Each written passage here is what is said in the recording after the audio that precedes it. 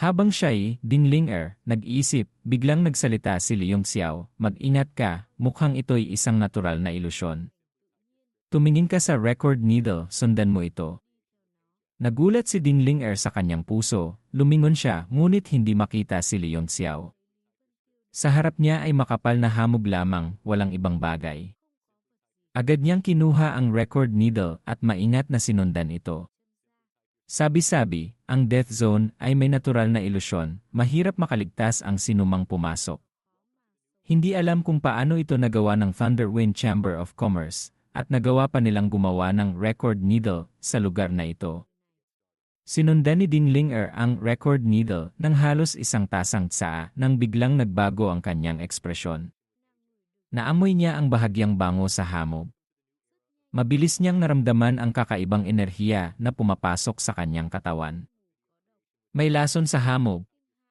Natakot siya, agad na pinakilos ang kanyang yuan qi upang subukang ilabas ang lason na nalanghap, ngunit nagulat siya nang matuklasan na direkta itong pumasok sa kanyang yuan qi. Anong klaseng lason ito? Bakit napakalakas? Hindi makapaniwala si Dinglinger. Naramdaman niya na habang mas pinapakilos niya ang kanyang enerhiya, mas lalong lumalalim ang pagpasok ng lason. Di nagtagal, nagsimulang manigas ang kanyang katawan, at naramdaman niyang bumabagal ang reaksyon ng kanyang sistema ng nerbiyos. Agad siyang kumuha ng ilang tableta ng gamot, hindi naglakas loob na sumulong pa, bagkus ay direktang umupo ng naka-cross-leg upang subukang paalisin ang lason. Ang gamot na panlunas sa lason ay ang Clear Spirit Pill, kumalat ang bisa nito, ngunit walang epekto. Nabahala si Dinglinger. Hindi lang ang kanyang mga nerbiyos ang namamanhid, pati ang kanyang paningin ay nanlalabo, unti-unting nahuhulog sa ilusyon. Bigla, isang mainit na kamay ang dumapo sa kanyang likuran. Isang daloy ng init ang pumasok, dumadaloy sa kanyang mga meridian na parang malamig na bukal na bumubuhos sa tuyong lupa. Ang lason sa kanyang katawan ay unti-unting nawala. Sino ka? Lumingon si Dinglinger at nakita ang pamilyar na anyo, nagulat siyang nagsabi, "Young Master yon, paano ka napunta sa ilusyong may lason na ito? Ikaw ba talaga yan o namamalikmata lang ako?" Ang taong iyon ay si Leong Xiao nga, bahagya siyang ngumiti at nagsabi, "Ano sa palagay mo? Tungkol naman sa ilusyong ito, hindi pa sapat ang antas nito para linlangin ang aking mga mata. Nandito lang ako sa tabi mo, hindi mo lang ako nakita." Nang marinig ito ni Dinglinger, nakaramdam siya ng init sa kanyang puso, lihim na nag-isip, kaya pala, palagi siyang nasa tabi ko para protektahan ako, hindi kailanman umalis. Mabilis na naalis ang lason sa katawan ni Dinglinger. Tumalikod siya at nagsabi, "Salamat, Young Master Yun ang iyong mga mata." Natakot siya nang mapansin na ang mga mata ni Leong Xiao ay naging kakaiba, sa paligid ng kanyang mga mata ay may lumalabas na kakaibang enerhiya. Kapag tinitigan, nahihilo siya at hindi makatingin ng diretsyo. Sabi ni Leong Xiao, "Ito ay isang aya teknike na ginagamit ko. Hanggat sapat ang lakas, kayang sirain ang lahat ng ilusyon. Huwag mong titigan ang mga mata ko. Hawakan mo ang kamay ko, tara na." Iniabot niya ang kanyang kamay, inakay si Dinglinger pasulong. Walang anumang pakiramdam ng pagkabalisa si Dinglinger. Bagaman medyo nailang siya, hindi siya nataranta tulad ng dati, hinayaan niyang hawakan ni Leong Xiao ang kanyang kamay. Sa halip, nakaramdam siya ng saya sa kanyang puso, na ikinagulat niya mismo. Gamit ang record needle at ang aya teknike ni Leong Xiao, mabilis silang nakalabas sa lugar na may hamog. Paglingon nila, nasa loob sila ng isang lambak na nasa pagitan ng dalawang bundok, puno ng mga bulaklak at damo, napakaganda. Binitiwan na ni Leong Xiao ang kamay ni Dinglinger at nagsabi, "Ang lawak ng langit at lupa, tunay na kamangha-mangha. Ang ganitong uri ng lila-asul na bulaklak ay hindi ko pa nakita. Mukhang ito'y isang uri ng spirit flower, hindi ko alam kung gaano nakatagal." Hinaplos ni Dinglinger ang kanyang kanang kamay gamit ang kaliwa, ang kamay nakakahawak lang ni Leong Xiao, inilagay ito sa harap niya, nararamdaman ang init sa kanyang mukha. Sabi niya, "Sa mundo, libo-libo ang mga kakaibang bulaklak at halaman, paano mo makikilala lahat? Akala ko gawa-gawa ito ng Thunderwind Chamber of Commerce, yun pala ay likha ng kalikasan, sagot ni Leong Xiao. Ang bulaklak na ito ay hindi lang naglalabas ng nakalilinlang na amoy, nagtataglay din ito ng espesyal na lason. Malamang hindi ito makakayanan ng mga susunod. Hindi ko alam kung ilan ang makakalagpas sa pagsubok na ito, pero sa tingin ko ang mga taga Thunderwind Chamber of Commerce ay mayroon ng panlunas, sabi ni Ding Linger. Thunderwind Chamber of Commerce na ang nag-anunsyo ng lugar na ito, bakit hindi sila naglagay ng mga hadlang? Nais ba nilang lipulin ang mga lokal na puwersa ng sabay-sabay? Umiling si Leon Xiao, hindi ko alam. Pero isa rin yan sa mga dahilan. Sa madaling salita, hindi nila hahayaang madaling makuha ng lahat ang mga benepisyo. At saka, kailangan nilang makakuha ng malaking pakinabang dito, kung hindi, malulugi sila ng malaki. Ngumiti si Ding Linger, kawawa naman ang mga taga-Chamber of Commerce na yon. Maingat nilang pinlano ang lahat, hindi nila inaasahan na sa simula pa lang ay namatay na si Fang Qianhe, pati si Jailin ay nagalit. Siguradong hindi nila inaasahan ang mga pangyayaring ito, malamang lugi na sila. Nararamdaman ko na maaaring may iba pang pakana sa likod nito. Haharapin natin kung anuman ang dumating. Hindi naman kailangang matakot sa kanila. Tara na, hindi na natin kailangang hintayin ang mga taong iyon. Pagkasabi nito ni Leong Xiao, dumiretso na siya. Sumunod si Ding Linger sa likuran niya. Biglang nakaramdam siya ng lungkot sa puso, umaasang sana ay may kaunting hamog ulit para mahawakan niya ang kamay nito. Ngunit nahiya siya sa sariling iniisip. Sa loob ng lambak na ito ay may luntiang kagubatan, sariwa ang hangin at puno ng yuan-ki, mayabong ang mga halaman, at malakas ang enerhiya ng buhay na parang paraiso sa lupa. Ilang hakbang pa lang si Leong Xiao ay bigla siyang huminto. Muntik nang mabangga ni Ding Linger ang likod niya, nahihiyang nagsabi, bakit, young master yun? May nangyari ba? Sabi ni Leong Xiao, kakaiba ang lambak na ito. Tulad ng lawa kanina, sagana sa yuan-ki ngunit walang buhay na nilalang. Walang buhay na nilalang. Natigilan si Ding Linger, saka lang niya napansin na napakatahimik ng lambak, walang maririnig na ingay ng kulisap o huni ng ibon. Hindi ka panipaniwala. Nagulat siyang nagsabi, siguradong isa na namang bitad. Umiling si Leong Xiao, hindi. Ang ilusyong iyon ay natural na nabuo, ang lawa ay isang profound artifact. Ngunit dito, talagang walang aura ng buhay na nilalang. Mag-ingat ka. Sa ganitong sitwasyon, maaaring masyadong nakalalason ang kapaligiran, kaya walang nabubuhay, o may malakas na demonic beast na umaangkin sa lugar na ito, ginagawa itong isang ipinagbabawal na lugar, kaya't ang ibang nilalang ay hindi nangangahas lumapit. Ang yuan-ki dito ay walang problema, kaya malinaw na ito ang ikalawang sitwasyon. Nagulat si Ding Linger, ang ibig mong sabihin, may malakas na demonic beast dito. Anong antas kaya? Mahinang bumuntong hininga si Leong Xiao, ikawalong antas. Natakot si Ding Linger, naramdaman mo na? Umiling si Leong Xiao, hindi pa. Tanong ni Ding Linger, bakit mo na lamang ikawalong antas? Sagot ni Leong Xiao, kung ikapitong antas lang na demonic beast, hindi ito magkakaroon ng ganitong epekto, at hindi rin ito magiging dahilan para dalhin ng Thunderwind Chamber of Commerce ang mga tao para harapin ito. Tutal, ang Bidu sect at ang Changxi sect ay may maraming malalakas na wuzon, kahit sino sa kanila ay kayang harapin ito. At kung ikasyam na antas hindi magkakaroon ng lakas ng loob ang Thunderwind Chamber of Commerce na pumunta. Kaya kung may demonic beast na umaangkin sa lugar na ito, siguradong nasa ikawalong antas ito. Natigilan si Ding Linger, agad niyang naunawaan na napakalohikal ng paliwanag na ito. Bigla niyang naramdaman na walang imposible para sa binatang nasa harap niya. Haha! Leong Xiao, talagang wala kang problema. Sa likuran, isang pamilyar na boses ang narinig. Ang grupo ni Tan Dijun ay nakalabas na rin sa hamog. Marami pang iba ang sumunod, ngunit pagdating dito, kalahati na lang ang natira. Walang nabawas sa mga taga-Beidou sect, tila mayroon na silang paraan para harapin ang hamog. Nagulat si Xiao Minghui, young master yon, hindi ka takataka na nakalabas ka sa hamog. Pero si President Ding Linger ay nakarating din dito, kahanga-hanga talaga. Malamig na suminghal si Ding Linger, sa inyo, marami ang mas mahina pa kaysa sa akin, hindi ba't nakalabas din sila? Ngumiti si Xiao Minghui, President Ding Linger, huwag kang magalit. Bagaman bihira ang nakakaalam sa lason sa hamog, para sa aming sekta na matagal nang nandito, hindi na ito sikreto. Matagal nang mayroon kaming panlunas na tableta. Si President Ding Linger ay tagalabas, ngunit maayos siyang nakalabas, kahanga-hanga. Mukhang hindi simple ang Purple Cloud Chamber of Commerce. Dapat mong malaman na sa loob ng hamog na ito, kahit ang isang malakas na wuzon ay kaya lang protektahan ang sarili, walang paraan para tumulong sa iba. Nagulat si Ding Linger sa kanyang puso.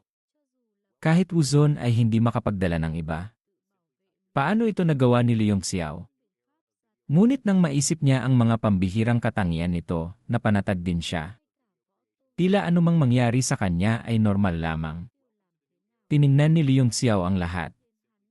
Maliban sa mga lokal na sekta, ang mga nakalagpas nga ay mga loose cultivator na matagal nang nanirahan sa South Far City, alam ang mga lihim dito at may dalang panlunas na tableta.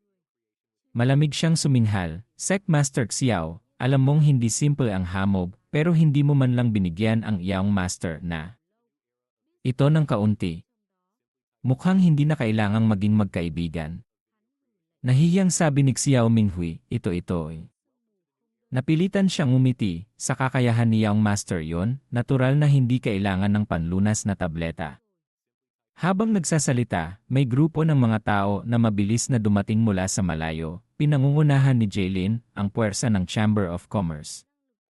Sila ay walang galos. Nang makita nila si Liong Xiao, halata ang takot at pag-ingat sa kanilang mga puso. Nang makita ni Jaylin na ligtas din si Liong Xiao, medyo nadismaya siya. Bagaman inaasahan na niyang walang epekto ang hamog, umasa pa rin siyang mamamatay si Liong Xiao sa loob para masira ang kasalukuyang sitwasyon. Sabi ni Tandijun, Old Dog J, ito ba ang bitag ninyo? Walang buhay na nilalang. Siguro ito'y isang forbidden ground ng mataas na antas na demonic beast. Hindi ka naman siguro gumawa ng isang ikasyam na antas na demonic beast, di ba? Nakita ni Jaylin na nahulaan na ang problema, hindi na siya nagtago pa, maluwag niyang sinabi, Tandijun, hindi ko gusto ang sinabi mo. Anong ibig mong sabihin na ako ang gumawa? Ang umaangkin sa lugar na ito ay isang ikawalong antas na demonic beast, nasa lambak sa harapan. Kung natatakot ka, bumalik ka na. Ile! Kung ikawalong antas lang, sabay-sabay nating sugurin, balatan natin at ibenta para kumita. Malamig na suminghal si Tandijun, pinangunahan ang kanyang mga tauhan pasulong. Napansin niya na tila nahawa siya sa pagiging mukhang pera, bukang bibig niya ay kung paano makakakuha ng pakinabang. Sa pag-isip nito, agad niyang tiningnan ng masama si Liong Xiao, na ikinataka naman nito. Ang mga wuhuang at maging ang ilang wuzon ay umatras na. Kung nasa harapan ang isang ikawalong antas na demonic beast, hindi sila nangangahas lumapit. Lumabas si Mudongni mula sa grupo ng sekta, lumapit kay Liong Xiao, at nagsabi, alam kong may lason sa hamog, labis akong nag-alala na baka hindi ka makalagpas. Ngayon, panatag na ako. Pagmamasid sa pag-alis ni Mudongni, nakaramdam ng kaunting selos si Ding Linger sa puso. Sinisi ang sarili, ang babaeng ito, masyadong nag-aalala sa'yo. Walang kaugnayang lang ang sinabi ni Liong Xiao, tara na, tingnan natin kung anong demonic beast ang umaangkin sa lugar na ito. Ang ikawalong antas ay hindi simpleng kalaban. Sumunod si Ding Linger sa likuran, ngunit hindi na mapakali ang kanyang puso. Bigla siyang bumulong sa sarili, Ding Linger, tanga, ano ba yang iniisip mo? Sino ba siya? Isang espada lang, pinatay ang 7 bituin na wuzon, tinalo ang ikawalong antas na alchemist. Siya ay magiging isang nasa tuktok na nilalang sa Tianwu world sa hinaharap. Bakit siya magkakagusto sa isang tangang babae tulad mo? Ang makasama ka ay dahil lang tinulungan kanya ng kaunti, iniligtas ka minsan. Huwag ka nang mag-isip pa ng kung ano-ano, hindi ka ba nahihiya? Namumula pa rin ang kanyang mukha. Ngunit unti-unting nawala ang buhol sa kanyang puso. Bumalik siya sa normal na estado ng pag-iisip, sumusunod ng malapit kay Leong Xiao, na walang kamalay-malay sa pagbabago ng damdamin ng babae sa likuran niya. Ang kanyang isip at katawan ay nakatuon sa kayamanan at demonic beast sa harapan. Lumabas ang lahat sa lambak, ngunit wala silang nakitang kakaibang nilalang. Pagtawid sa patag na damuhan sa lambak, sa paanan ng bundok, may mga luntiang baging na tumatakip sa lahat ng dako. Siguro lumabas ang demonic beast para maghanap ng pagkain. Maingat na nagsuri ang isang martial artist. Ano ka ba? Ika-8 antas na yan, kung gusto niyang kumain, kailangan pa ba niyang lumabas? Kontra ng isa pa. Ano man ang mangyari, ang wala dito ang demonic beast ang pinakamagandang balita. Kung hindi, susugod agad ang mga malalakas na yon, pababayaan tayong mamatay dito. Tuwang-tuwa ang lahat, lalo na ang mga loose cultivator. Ilan sa kanila ay hindi na nakapagpigil at direktang lumipad patawid. Swoosh swoosh swoosh sa pagitan ng dalawang bundok, paminsan-minsan ay may maliliit na anino na dumadaan sa mga luntiang baging, napakabilis na halos hindi makita ng mata. Dalawang wuzong ang kalilipad pa lang, hindi pa nakapag-ingat, agad na nabutas ang kanilang mga katawan ng mahigit 10 malalaking butas, nakakatakot ang itsura, bumagsak sa lupa. Hiss! Lahat ay nakaramdam ng panlalamig, takot na tumingin sa paligid. Kanina, anino lang ng atake ang nakita, hindi ang tunay na anyo.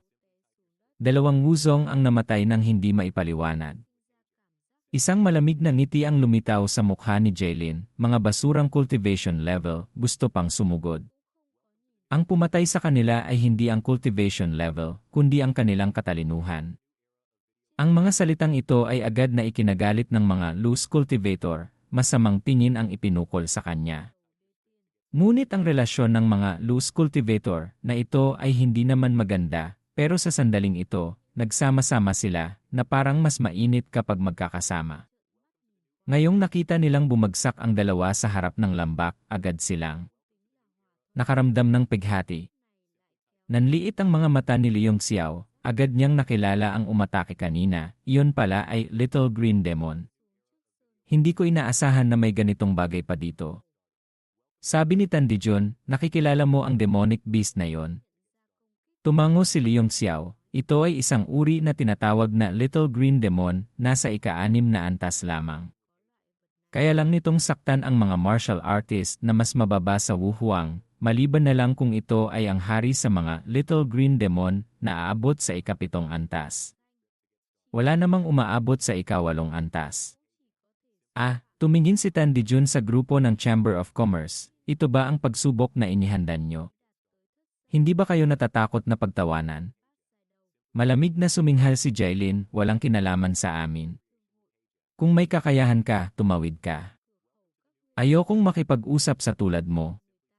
Pinangunahan ni Tan Dijun ang grupo pasulong, lahat ng mata ay nakatuon sa kanya. Pagpasok niya sa pagitan ng dalawang bundok, mabilis na umatake ang mga Little Green Demon.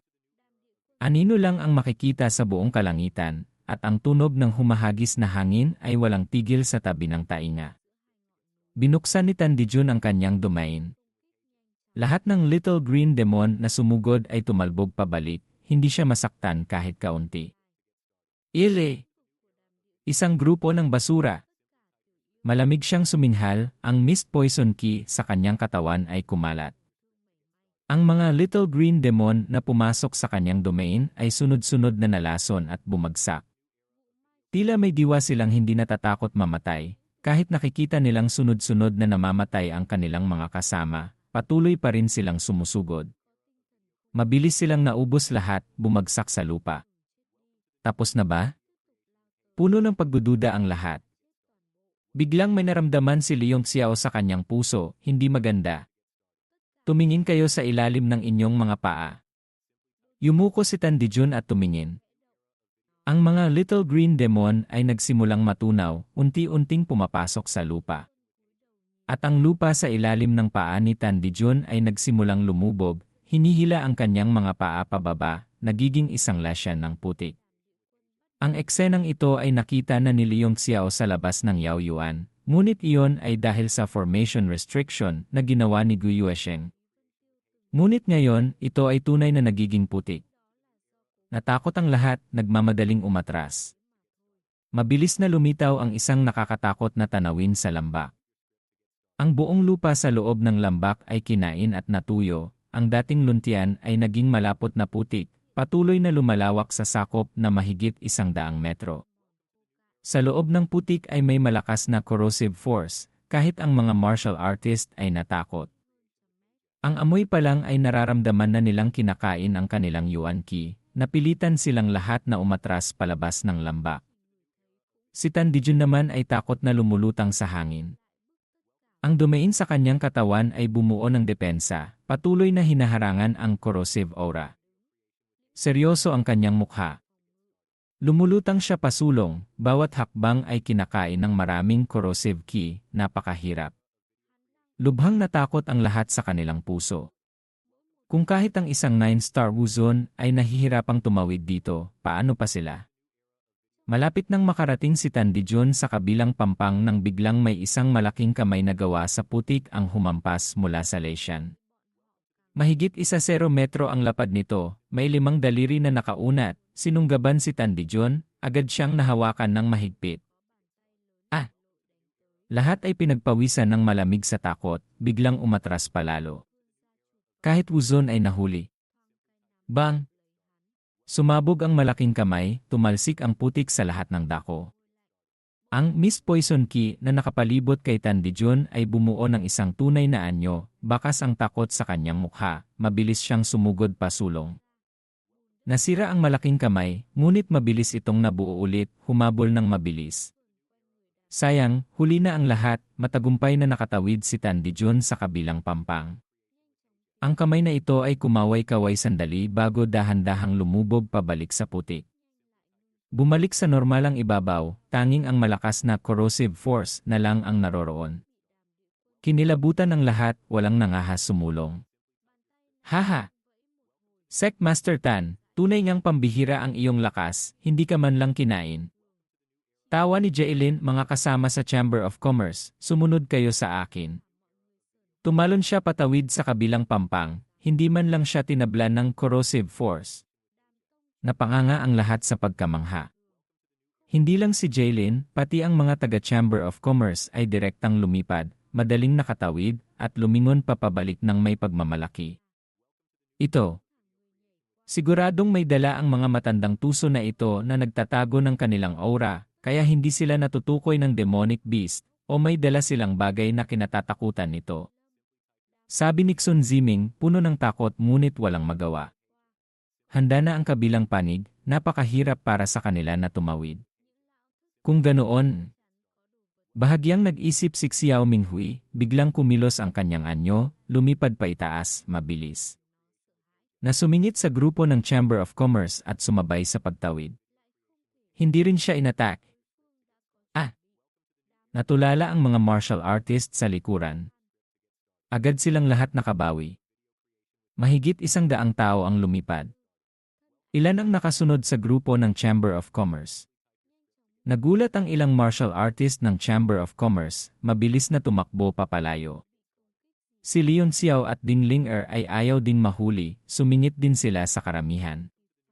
Pagkatawid sa kabilang pampang, biglang nagbago ang mukha ni Jailin, walang pag-aalinlangan, may kinuha siyang isang bagay at direktang inihagis sa lasyan ng putik.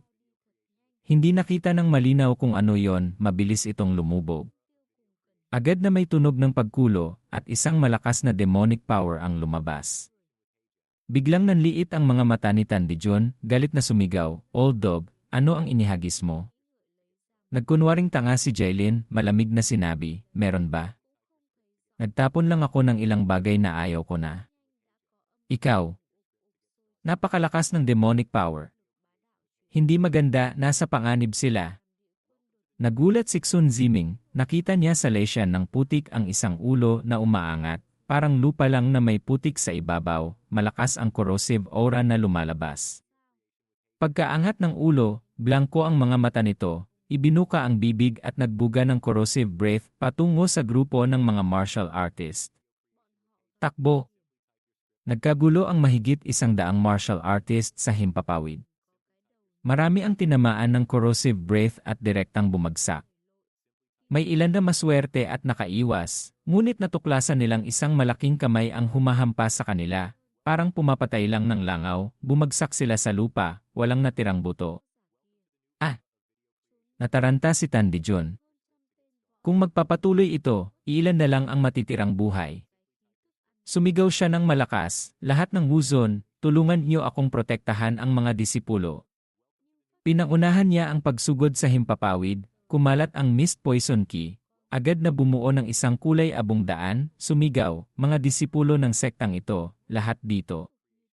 Tuwang-tuwa ang mga disipulo ng Beidou sect, dumiretso sila sa tulay na gawa sa mist poison ki.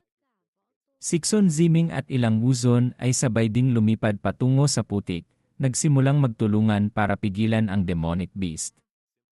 Nabawasan ang bilang ng mga namatay, natuwa ang lahat. Pataas sa mist poison ki. Bang! Biglang naramdaman ng isang martial artist na sumabog ang kanyang dibdib, direktang bumagsak sa leysyan ng putik. Nagulat ang lahat. Si Tan Dijun ang umatake. Malamig niyang sinabi, dito, para lang sa mga disipulo ng sektang ito ang daan. Ang iba, bahala na kayo sa sarili niyo. Kung susubok pa kayong sumugod, ang kahihinatnan niyo ay tulad ng basurang iyon kanina. Sa pagkakataong ito, agad na natakot ang maraming martial artist. Nagtulungan silang tumakbo patawid sa kabilang pampang. Sa grupo ng mga loose cultivator, lumitaw ang damdamin ng paghati. Hindi maganda. Hindi na mapigilan. Mabilis, umatras,